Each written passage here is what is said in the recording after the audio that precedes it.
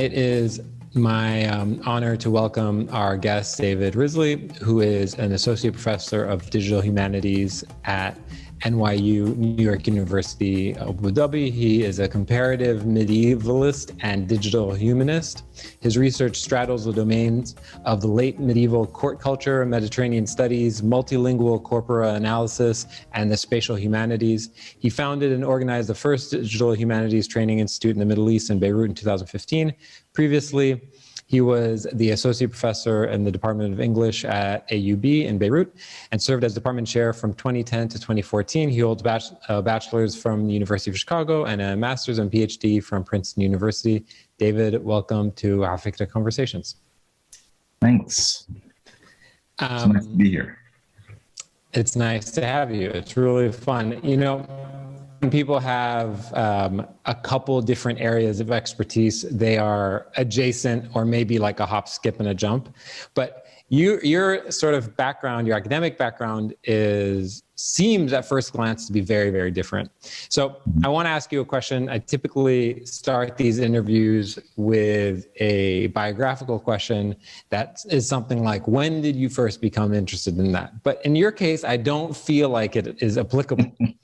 And insofar as you are you focus on digital humanities and stuff like that, and a lot of data analysis, I thought I would do some data analysis of my own going into this conversation. So before I ask my first question, I'm going to preface it, okay? At first glance, this is your sort of Google Scholar page, right? Shows all the publications that you've published. And so I wanted to illustrate your publications visually, because it seems like there are three different groups of the things you're interested in. Not using technical language. Western lit stuff, that's all in the yellow. I did this landscape. This is chronological. Then you can start getting into Middle Eastern stuff, and then at some point, you seemingly throw it all away, and you're like, I'm going to focus on math and coding and figuring out the digital stuff, okay? Right. So this is a little zoomed in. So I guess my first question is, were you a math nerd as a kid and a literature nerd as a kid, or would the 15-year-old David recognize the 2021 David? That's such a great question, Mikey. Thank you for starting out that way. I mean, I've never had, to be honest with you, I've never started or actually never seen a visualization of my own life. So bravo. That's pretty amazing. I'm usually doing this about other things, right? You know, like you're always imagining your field of study, focus on something besides yourself. So that's a great question. So the first thing I guess I would say is probably the 15-year-old would recognize me. But would the 25-year-old recognize me? That's another question. And there's a whole bunch of, because my life had all these phases to it, right? So I actually went to a math and science high school, like a math and science magnet high school in the state of North Carolina when I was, for the junior and senior year. And that was like a way, I think, of just kind of stepping up and going to a different kind of environment. Not, I don't think per se, because I was really into math and science, but I was good at it, right? So, but then what's crazy is when I went there, I actually started studying more languages than I was before. I started looking at literature more than I was before. So there's kind of, maybe from 16, maybe not 15, but maybe from 16, 17 years old, I think that person might have seen a future me, like sort of sitting where I am. I don't know if he would have said that I threw it all away and kind of became totally a nerd, but yeah, I think so. Actually, that person might recognize me. Were you interested in the Arab world or your work today doesn't only focus on the Arab world. It's sort of, especially we'll get to the RTL stuff later, focuses on sort of the global South, maybe more broadly. But were you interested in the Arab world growing up in North Carolina? I mean, what was your connection? What landed you in Beirut? Right. So one of the interesting things because I didn't live most of my life in North Carolina. I had a father who worked in industry and was himself a ceramic physicist, and so lived in kind of in pockets of sort of scientific research culture in my life. And so when I was there, the interesting thing about North Carolina, I have a great, amazing story about North Carolina, and it has to do with one of your previous guests, who's Akram Khatar, who invited me at one point to give a paper, right, in at a Lebanese studies conference, a Lebanese diaspora studies conference, after I had been reading a whole lot of Lebanese Arabic novel. And it was like this moment when I went back to North Carolina and realized that there were a lot of Lebanese people there. And like, so in other words, to answer your question, like, I actually think that for me as let's say as a teenager, and then as a young or just past teenage years, the Arab world was kind of an invisible place for me. I didn't really know that it was there, and yet it was all around me. And so when I look back on it and I think about the friends that I had in school, the people who, we had lots and lots in New York State where I lived before that. We had lots of Iranians who came after the revolution. We had all kinds so I was always surrounded by people from the Middle East, but not really knowing it. So that kind of changed, obviously, when I went to school and especially when I went to college and started getting interested in Arabic. So, but it was a kind of an invisible space for me, although it was around me. And then the rest of the story is kind of flipped, right? So I jumped into the Arab world, and then everything became the Arab world, and then I found it everywhere in the world. Yeah, exactly. So I want to talk a little bit of the transition. Before we really get into your current work, I want to talk about this transition from the green to the blue. And so I pulled up one of the papers from sort of 2013 that focuses on French literature. And then I pulled up something from your website where you describe your interest in digital medieval studies, which are 3 words that I don't typically say in that order. I want to read a part of that because I want you to explain it to me like I'm a 17-year-old. Such research allows us to make micro, meso, and macro level observations about the interrelatedness of bodies of text, as well as to discover patterns of discursive similarity, thereby expanding traditional notions of intertextuality. I work with geovisualization, network visualization, and alignment as ways of framing old and new questions in literary history. So if you were to explain that to a teenager and had this image to go with it, what does that really mean to somebody, and why were you interested in doing that work? Right. So, I mean, there's a little bit of a backstory, which is I started doing this kind of work when I was a graduate student. I just didn't even know. Again, it was one of those moments where you're doing something in life, but you don't really know what it's called yet. Yeah. And so we can talk about that later. But in this particular example, so what does a professor of literature do? Well, we kind of imagine that a professor of literature sits around, I don't know, smoking a pipe, wearing like a tweed jacket or something like that in his office reading books, right? Or at least that's the white guy stereotype of what a professor of literature used to do.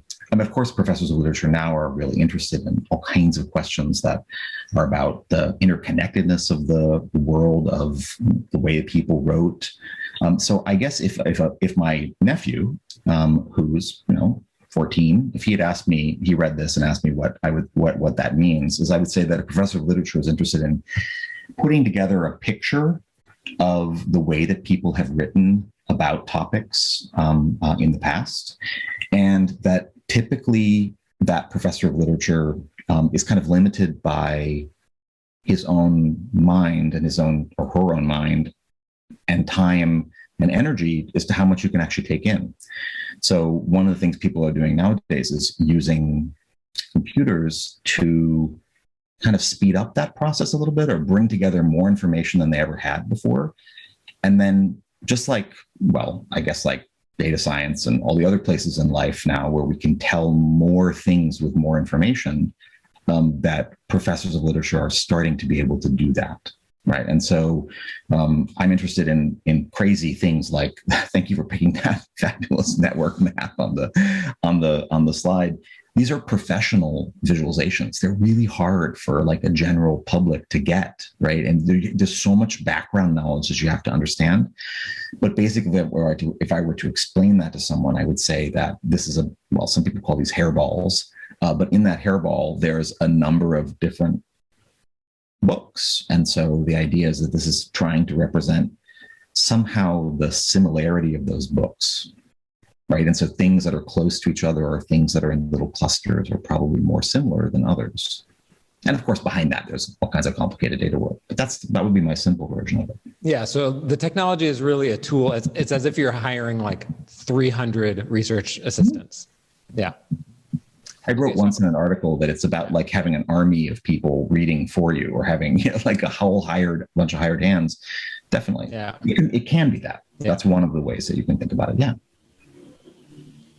So if I move away from sort of just Western lit and start focusing on some of the work in the Arab world, as I mentioned in the intro, you founded, or I don't know if in a collaboration with others, the Digital Humanities Institute in Beirut, and it was this conference, and it was interestingly the first of its kind in the region. Why is it the first of its kind? Why has it taken so long for this type of work to really take shape in the region? Right. That's a great question. So first of all, I was a co-founder. I was kind of the figurehead because I was a professor, but I co-founded it with Renda DHIB, who's a former student, now a colleague of mine who's working in Canada, Lebanese, who went to AUB. So we co-founded this. So this thing was this event, and these are taking place all over the world. So one question, another way of asking that is, when you have something emerging as a global phenomenon in the world, why does it take so long to get to the Arab world? And it's a really interesting question. So digital humanities, we're thinking about technology, and we're thinking about how technology is changing the way we study, the way that we do research, the way that we communicate. And so one of the strange things for me about a place like Lebanon, where I worked for 15 years, is that there's so much technology around people, but they don't really, I guess I don't want to generalize, but I felt that in there, with respect to technology and academic study, there wasn't a robust conversation. People weren't really talking about it. Now, there's a little bit that was going on in some linguistics. There were certainly some colleagues at Belmont who were doing it. There's colleagues at Lebanese University, but nobody was kind of taking that and running with it like in the direction of a training camp, you know, or like a summer camp approach. Like, we want to democratize that. We want to take that outside of just one lab, and we want to give it to a lot of other people. And so it just seemed to me that it was the thing to do. You know, it was 2015. These have been going on for at least 10 years, maybe more, maybe 15 years in certain parts of the world. And for people working in and studying in the Arab world, getting acquainted with this conversation about, like, an active conversation about technology, and also let's say, a critical perspective of technology, that wasn't really happening. And so that's why I did it. Cool. Okay, so I'm going to try to go through these slides quite quickly because there's so much I want to talk to you about. Sure. Let's talk about one of the other projects, Linguistic Landscapes of Beirut, which is described as a spatial humanities project documenting multilingual usage of writing in public space in metropolitan Beirut, including digital mapping, multilingual transcription in YAML. So this is, for those of you who have not been to Beirut or have not been to places like Beirut, where 1, 2, or 3 languages, or in some parts of Beirut, 4 languages can be seen on signs. Walk me through some of the technology that is used or that you're exploring that can help decipher these signs, not with a human eye, but with sort of technology. How can you actually use that army of researchers? Right. So the article that you put on the screen here, this digital spatial practices article, is one in which I describe that in depth, right? But basically what we did was we turned to the smartphone. We turned to cell phones that have the capacity of geolocating, right? So what that means is, like, when you're moving around your phone, there's there's a way that when you're triangulating with the cell towers around you, and they kind of know where you are. right? So you can activate Google Maps, you can get information which is location specific. And so what we did is we used an application. It was called Fulcrum at the time, still around. We are not doing this project anymore actively in Beirut, but we went around basically taking some photos of these signs. And essentially what it was doing is it was pulling those photos along with their information of where they are. So a latitude and longitude of where they are. And we were then collecting those in a database, and then we were looking for patterns in the database. And we found a lot of interesting patterns, because this is kind of the question that was in mind. The research question was like, why are all these languages everywhere in Beirut, and are they different in different places in Beirut? Yeah, what did you find? Are they? So there's a kind of, what we found in that project is that there's a kind of mixity, or like a kind of a blend of languages everywhere in Beirut. Right? Like there's nowhere where you go and you find only English, right? Or only Arabic. But the mixes changed where you went, right? So if you went to Burj Hamid, you would probably expect that along certain streets where you have traditionally Armenian communities, you might find lots of Armenian. But then the question would be, what is the Armenian put next to? Is the Armenian next to French? Is the Armenian next to Arabic? Is the Armenian next? And it was in those kinds of mixings that we found so much interesting data on the ground, right? So we found, for example, in the Armenian neighborhood, for example, that along the main Armenian streets, we tended to have older signs where we had a lot of Armenian mixed with Arabic, not so much Armenian mixed with English or French.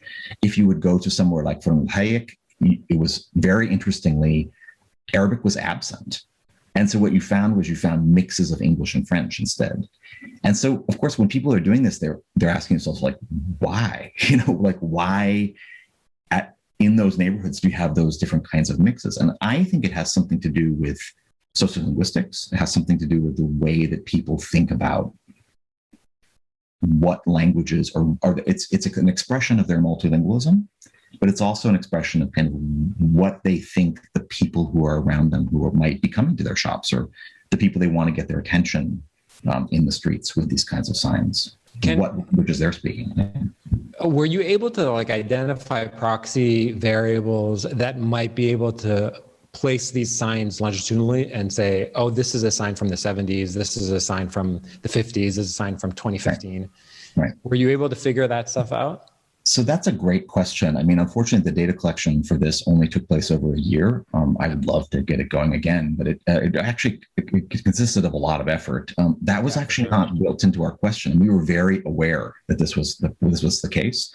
One of the original students who worked on this did a small project on this, and we noticed that when you moved away from main streets into back streets, you actually found older signs and older signage. And so if you think about the way that urbanism is in Beirut, and how you maybe have old buildings or old houses that then got surrounded by other big buildings, you would have these sort of corridors around the big buildings where a newer level of signage existed, and there was a kind of an older one embedded inside. So yeah, there's definitely a sign. And we could also feel, even in that year, that some language mixings were changing, and you could sort of tell that, but it was almost impossible for us to say, like, this sign was from this year, right? And so we just felt like we couldn't really get at, from an accurate notion of what time was. And so that, unfortunately, is a variable we didn't collect data for. Cool. I'm sure we'll probably come back to this, but you specifically as David, and as somebody who's part of the science, have you become more sophisticated over the last 10 years along with the discipline? Like, if I take a look at that project and take a look at this project that I heard you speak about in a lecture on YouTube, mapping colonial knowledge, is your tool set sharper now, even only a few years later? Yeah, that's a great question. And then I want to talk about this quote that you have on the screen. I have on the screen that Sure. you said. So maybe talk about the first one, and then we can talk about the second. So I would say, first of all, tools are always changing, right? So like what we have at our disposal with one set of kind of one arrangement of technology, 5 years down the road isn't going to exist anymore, right? Or it's going to exist in a different form. So there has been, definitely, I've changed, I learned a whole lot more. I've been in a lot of different projects, worked with different people. My skill set definitely, I mean, especially the one that you're talking about, that we were just speaking about, and moving towards machine learning and thinking about AI, that's definitely advanced. But I think there are still some core values there, and thinking about space and thinking about culture in space that have pretty much stayed the same, even though the projects, the tool continuum has shifted. Let's put it that way. So I want to talk about this idea of the layers of maps. Sure. And sort of, I guess my question is, it's a broader question of why, right? For what purpose are we going through the trouble of mapping this stuff, whether it's mapping colonial knowledge or some of the stuff that you're doing with Open Gulf? What are you trying to reveal or trying to store? Why go through all this if you were to explain sort of the purpose behind all of it? Sure. So the colonial knowledge and the Open Gulf are interconnected project. It's an interconnected way of thinking. So why do we do that? Well, I think one of the things that attracted me the most about this particular series, right, and the kind of core values of it, is thinking about the breadth and diversity, right, or breadth and depth of the Arab world. The Arab world is an extraordinarily complicated place now. It's also extraordinary, right? It's also extraordinarily complicated in the past, right? And so the idea of a map representing layers, of course, that this is an idea that people throw around now in a field that I contribute to, called the spatial humanities. So thinking about space and humanities together. And so one of the couple different ideas exists, a couple different expressions people use. Some people call it thick mapping, right? Where you maybe have multiple layers of information, or even multiple layers of experience sitting on top of each other, or multiple voices coexisting, right, on with spatial coordinates associated with some kind of artifact or some kind of evidence. Other people call it deep mapping, which is an interesting way of thinking about it, where you kind of access somehow parts of the past or elements of the past that you can also perhaps even map onto things in the future, right? So it can have, like, the depth can have a layers that are about different kinds of things, or depth can even be going back in time, perhaps. So one of the reasons that we want to do projects like this, where we think about on the screen on the right-hand side is the very beginnings of one thinking about phone books in Abu Dhabi. So if you imagine, take a city like Abu Dhabi it's been around since, in its current form, it's been around since the 60s or so. We have a whole bunch of phone books from the 70s all the way through to 2000. And why would you want to study a phone book? It seems like a stupid thing to do, or a weird thing to do. But a phone book has like a record of lots of people. And so if you're able somehow to see, and a city like Abu Dhabi is extraordinarily complex in space and time, because you have so many people flowing in and out of it. Some people staying a long time, some people not staying a long time. And also, by the way, not everybody has a phone. Not everybody's name shows up in the phone book, right? Once upon a time, we used to have things called party lines. I don't know if anybody's old enough on the call to remember those, but where kind of like one household had a phone, and it was the important household head was probably a guy, right, who had his name on the phone. Anyway, we can tell something about who's coming in and out by using maps. Yeah. And patterns in that, and where were they living in the city.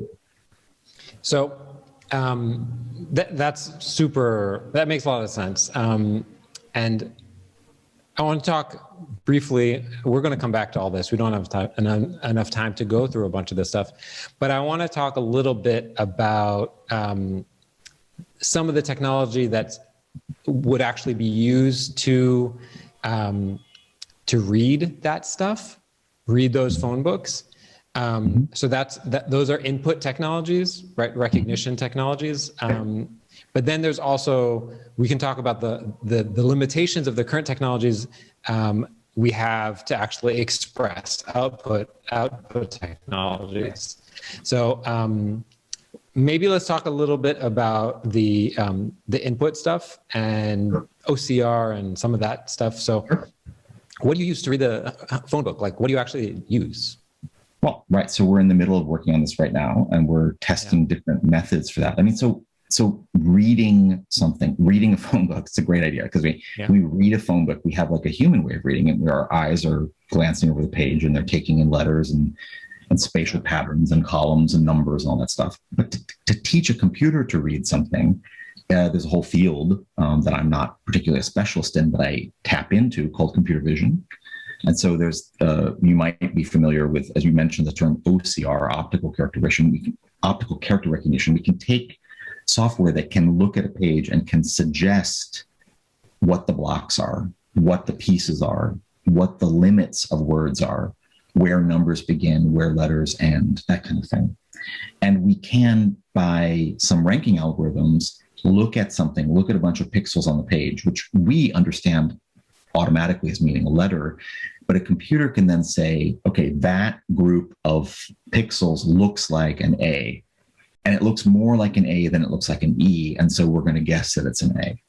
But it's always a guessing process, right? Yeah. And so if you imagine this taken over thousands and thousands of pages, we're not going to have 100% accuracy over all that information. There's plenty of things about the phone books that are, because they're in a way, everybody threw away phone books, but phone books are also kept in archives and they don't want them to go away. So we can't just rip them apart and create things out of them. We have to sort of photograph them. And every time we make an intervention, we introduce noise and it becomes difficult. So anyway, we're trying to figure out how to get these, maximize the output of this process so that we have the best data as possible from those phone books.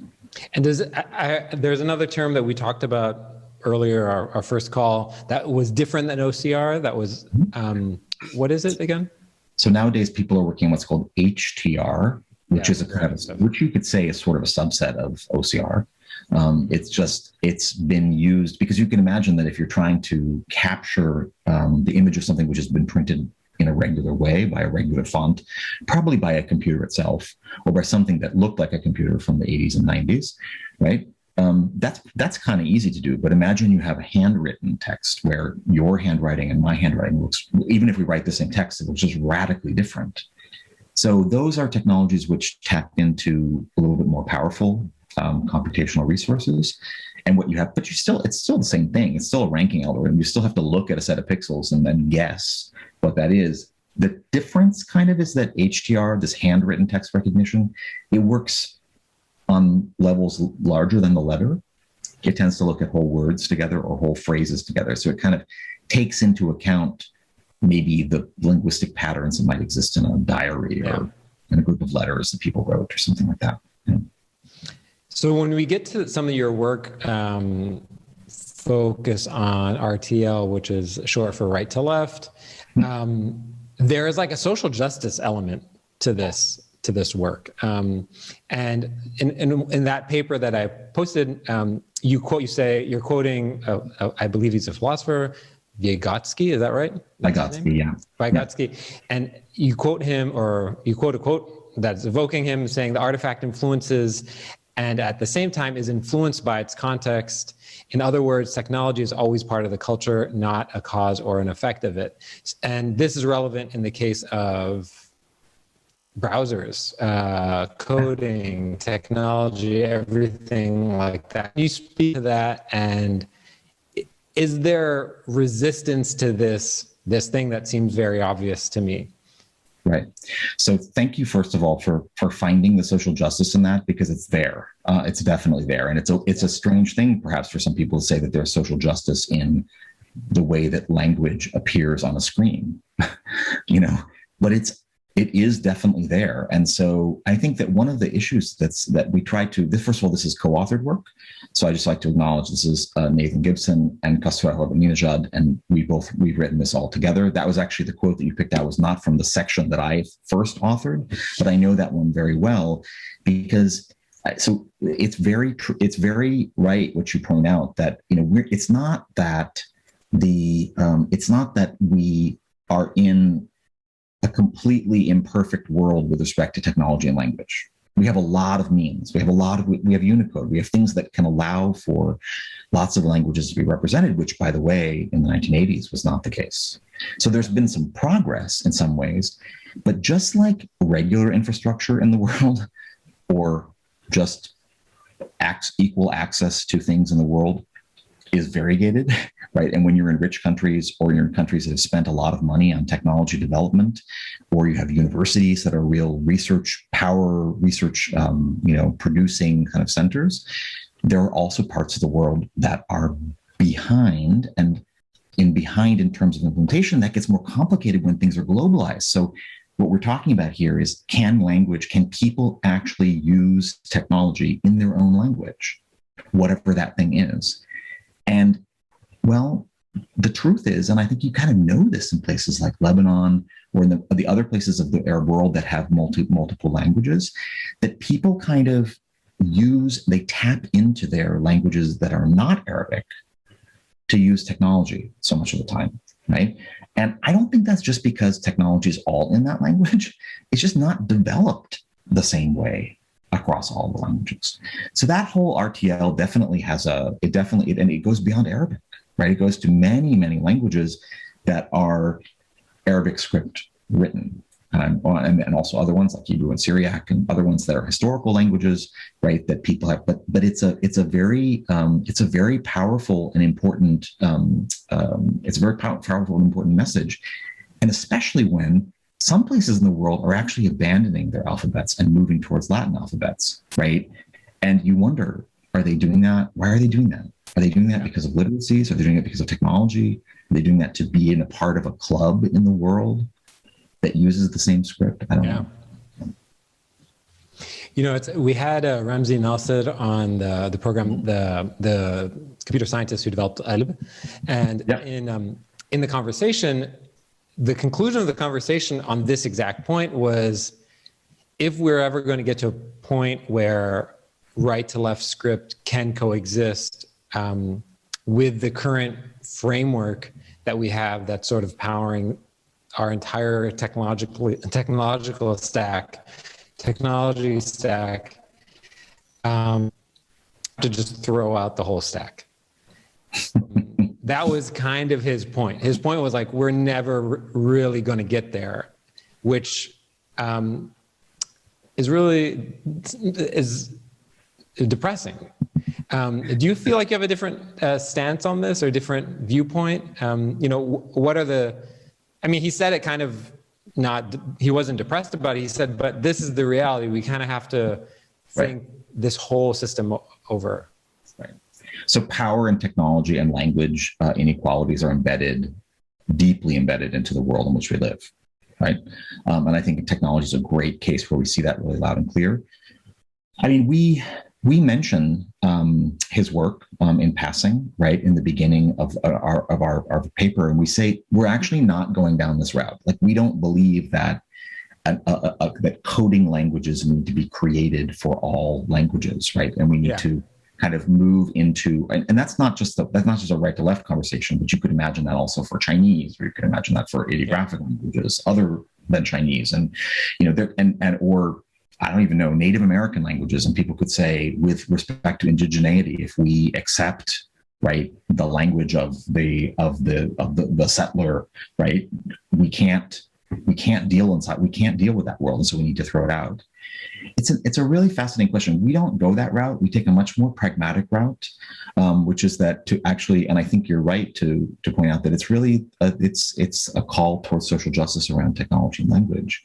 And our approach is more of a pragmatic one, in the sense that what we suggest is that by showing people what the problems are, underscoring the problems, and framing them as problems of accessibility and equity in the world, and all that means for the well-being of all countries in a world where technology is central, that what we actually need to do is we need to bring those questions, which are, by the way, great questions for humanists to ask, right, like myself, and bring those to the technology sector. And there, by the way, there are plenty of circles in which people are interested in social justice and technology. Don't get me wrong, this is not the only one, but linking those conversations in a technological medium, that's where we think where the magic might actually happen, right? Because we make this point in the paper that when you go to GitHub, there are like so many thousands and thousands of unresolved problems with Arabic.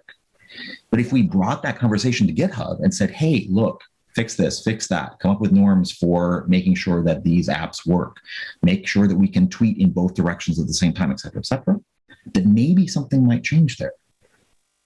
Yeah, it's interesting. I mean, not to speak on Ramsey's behalf, he also agrees with you, which is why when he developed ALB, it was almost an illustration of pretty much as far as this can go. And people always ask him, are you going to develop this into a functional programming language? And he says, no, I would have to write a compiler. I would have to build new hardware. I'd have to do all this stuff. And so I want to get to the quick Q&A. There's so much stuff that we haven't really been able to get to. Maybe actually before we do that, let's talk a little bit about the stuff that you're doing at NYU, in particular, the Winter Institute in Digital Humanities. What is that all about? What's going on at NYU right now that people should be aware of? Right. So we have such a really interesting group of people at NYU who have all kind of made what I would call a digital turn in their scholarship. So we have a lot of interesting Arabic NLP.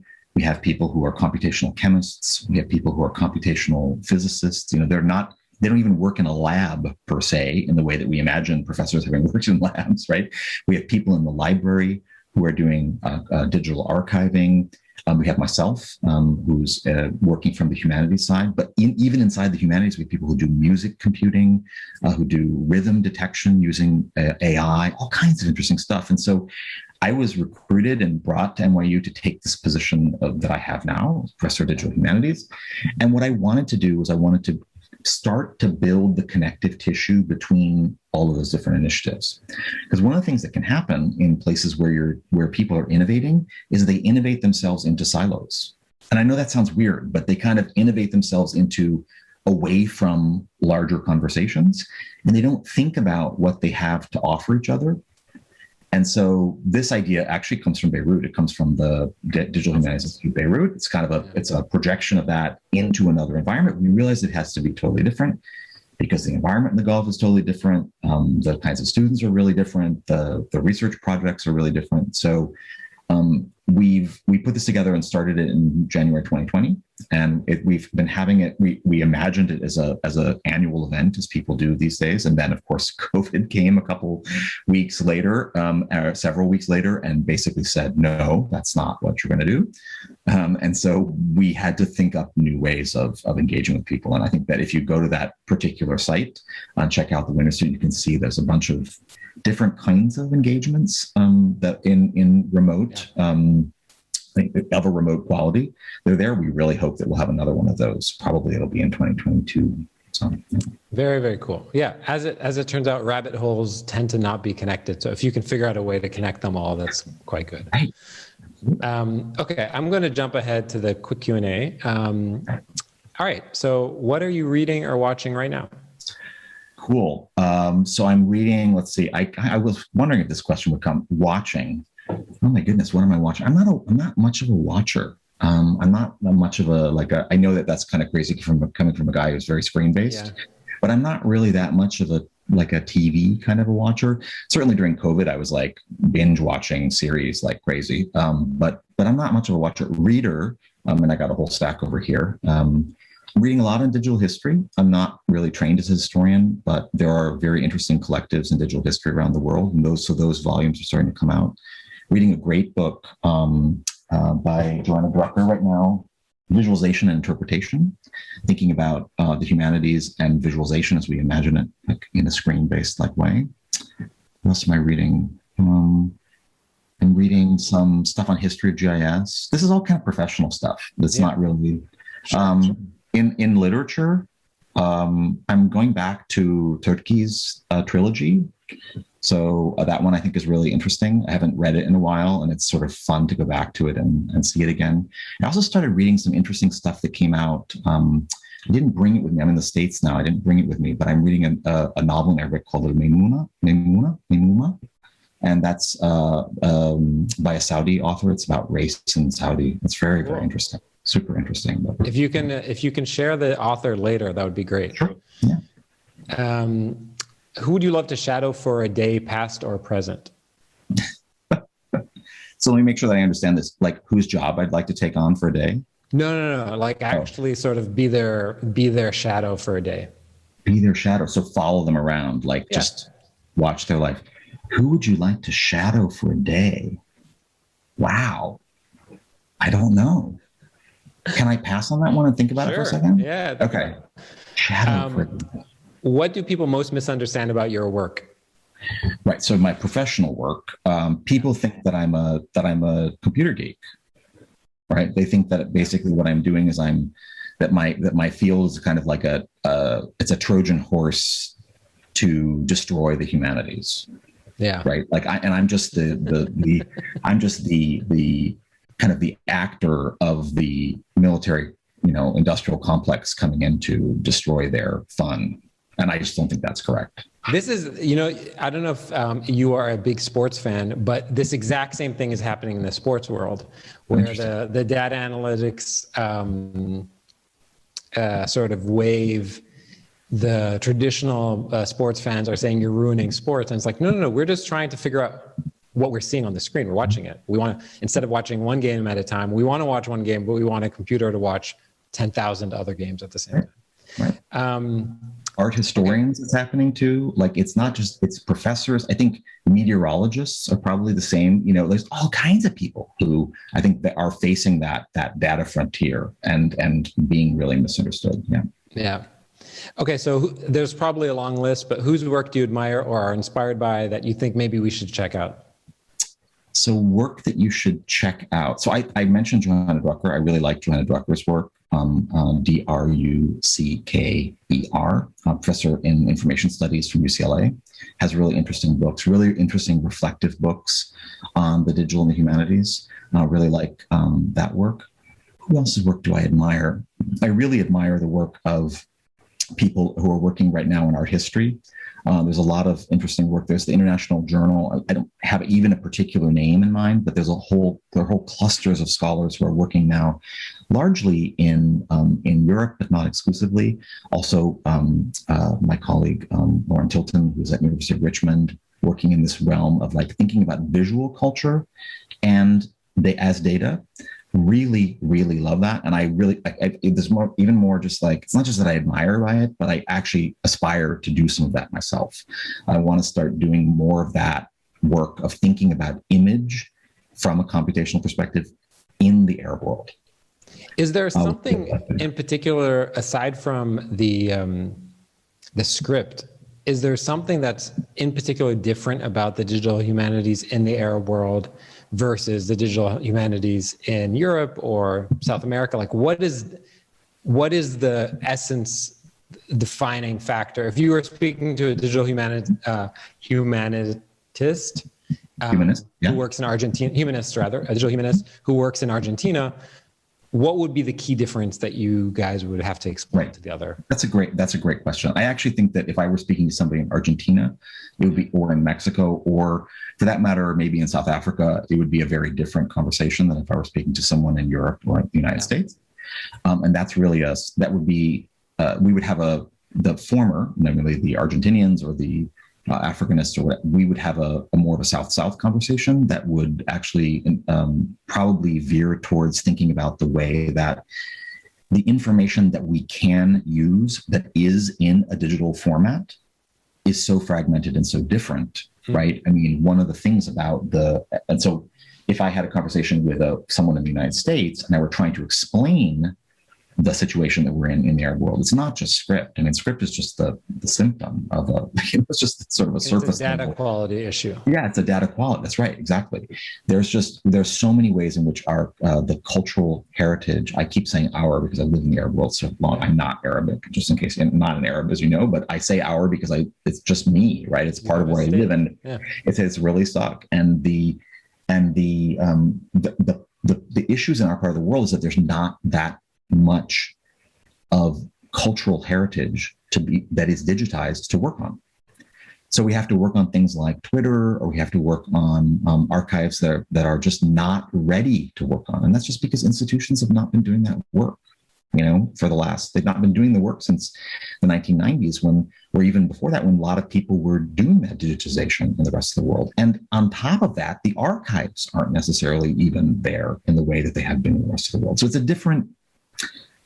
there are different data problems, but it's also a question of quantity and organization. And we just have to approach the questions in a different way because we have less to go with.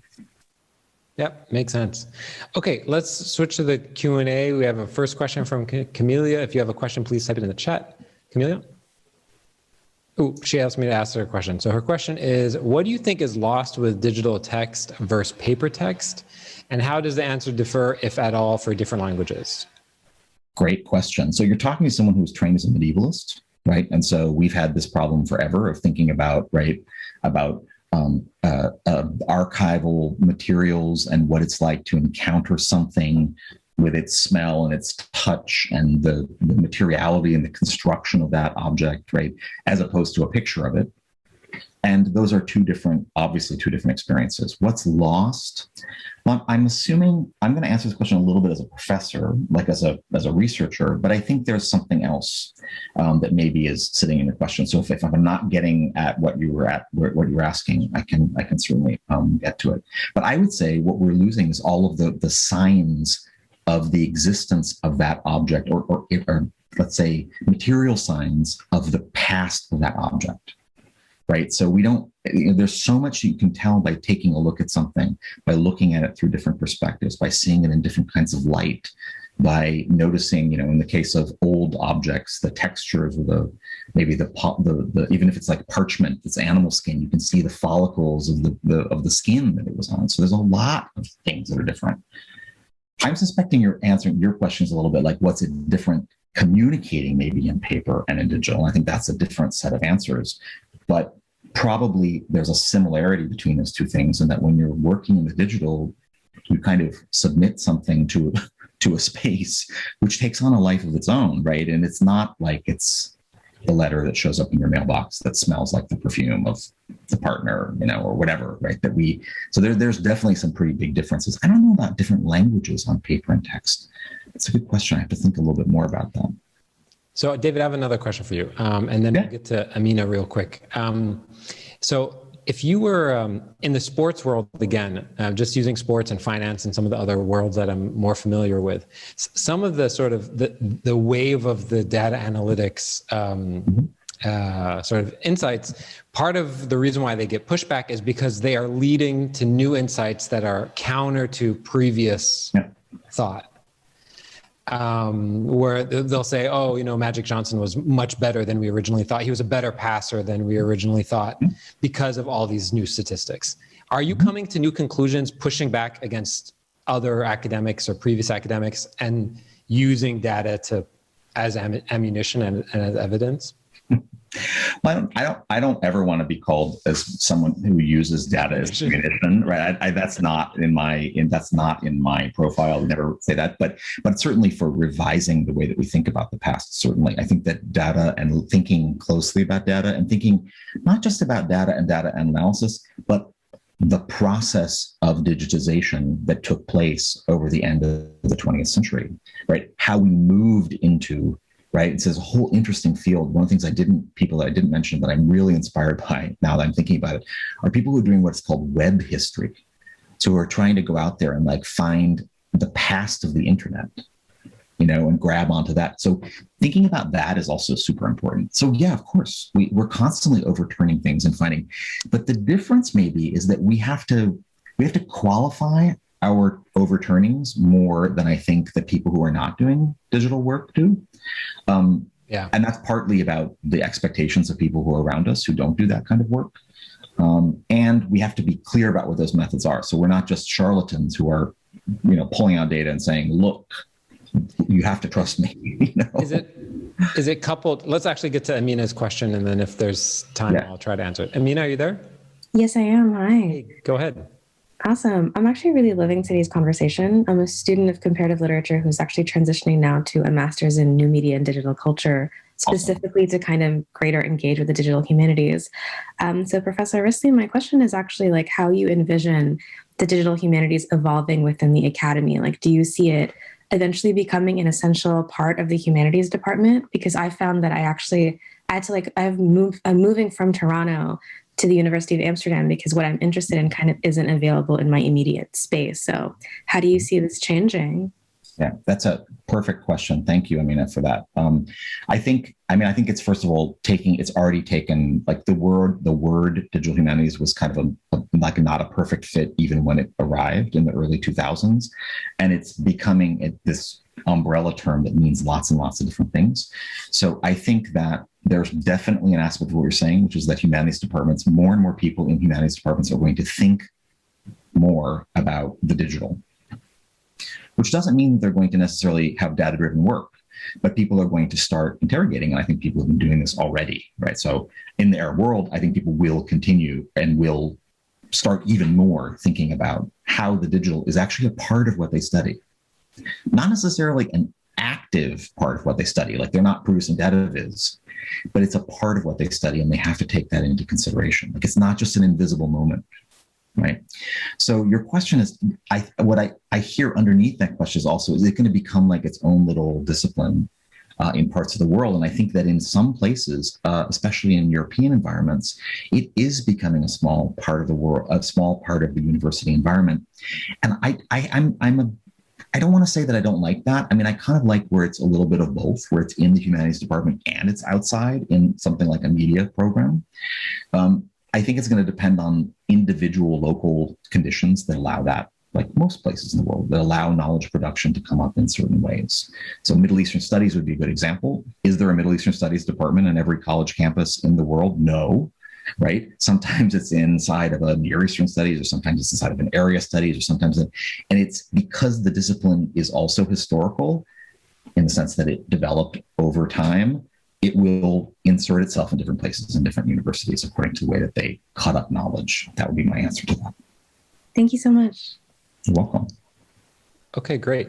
So I'll ask my final question that I wanted to, do you suspect that most humanists and professors, scholars of the humanities in 40, 50 years, in particular in the Arab world, will have to know this tool set that you and your colleagues are all trying to sort of suss out?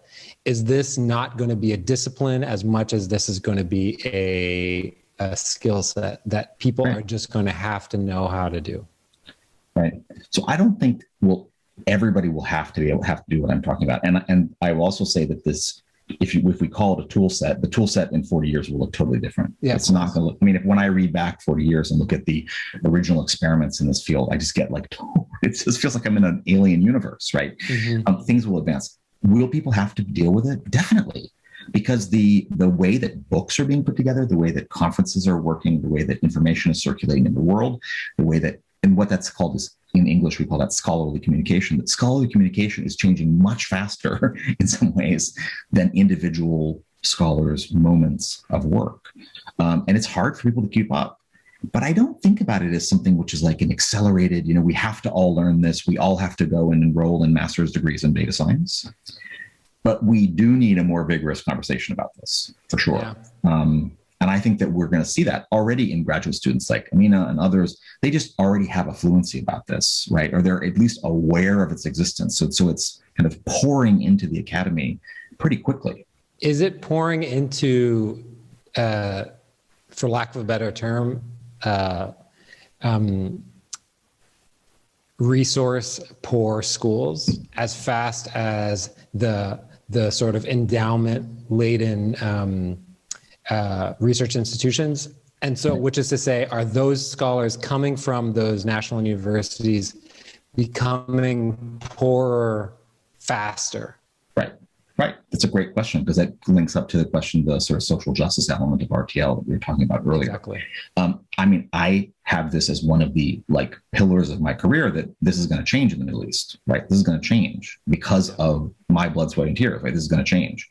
And so, and that's a defining characteristic of my career. And I've just decided for that, right? That that's going to be the case.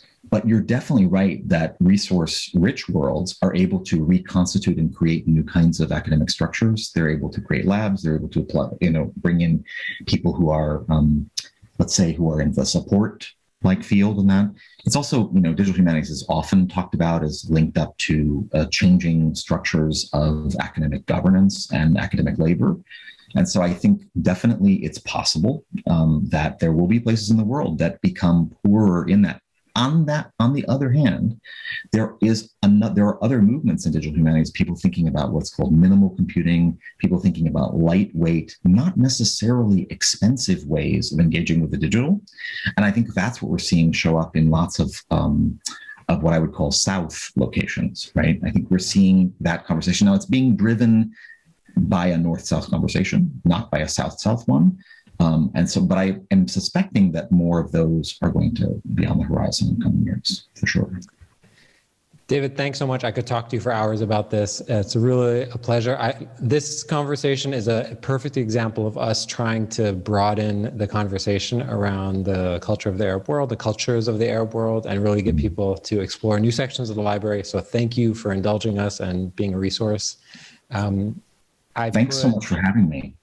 Yeah, it's amazing. I think this is a great conversation. I'm looking forward to having it with more of you later in the future. Yeah, I hope so. David's contact is online. I highly recommend checking out his website. It's very easy to find. Just search his name. We will send out the feedback link via email and a place where you can support us. Afikra's content and program are all free and open to all. The idea is to democratize this education. So please choose to support us and choose to keep this work going and open. And with that, this will be online on YouTube and on our podcast next week. So if you know a friend who loves this type of stuff, or you want to check it out, share, like, subscribe, all that good stuff. All right, everybody, have a good day wherever you are. And David, thanks so much again. Thank you, Mikey. Bye-bye, everyone.